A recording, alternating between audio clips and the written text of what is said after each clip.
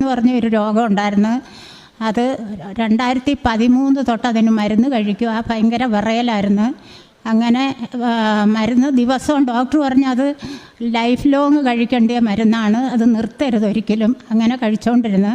ഉടമ്പടി എടുത്ത് 1 വർഷമൊക്കെ കഴിഞ്ഞപ്പം അത് പൂർണ്ണമായിട്ട് മാറി. ഡോക്ടറെ കാണിച്ചപ്പം ഡോക്ടർ പറഞ്ഞു പൂർണ്ണമായിട്ട് മാറി, ഇനി മരുന്ന് കഴിക്കണ്ടെന്ന്. പിന്നെ ഷുഗറിന് 3 നേരവും മരുന്ന് കഴിച്ചുകൊണ്ടിരിക്കുമായിരുന്നു. അത് പിന്നീട് കുറഞ്ഞു വന്നപ്പം ഒരു ടാബ്ലറ്റ് നിർത്തി. പിന്നെ കുറേ കഴിഞ്ഞപ്പം വീണ്ടും കുറഞ്ഞു. അപ്പം വീണ്ടും 2 ടാബ്ലറ്റും കൂടെ നിർത്തി.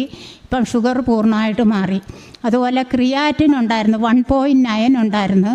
അതും മരുന്നൊന്നും അങ്ങനെ കഴിച്ചിട്ടില്ല, പ്രാർത്ഥനയെ കൂടെ. ഇതിലെല്ലാം ഉപരി ഞങ്ങൾ ഉടമ്പടി ഉപ്പ് എല്ലാ ദിവസവും വെള്ളത്തിൽ വിശ്വാസ പ്രമാണം ചൊല്ലി പ്രാർത്ഥിച്ച് അത് കഴിക്കുമായിരുന്നു. പിന്നെ ഉടമ്പടി തൈലം കയ്യിലും ഒക്കെ എപ്പോഴും പുരട്ടി വിശ്വാസ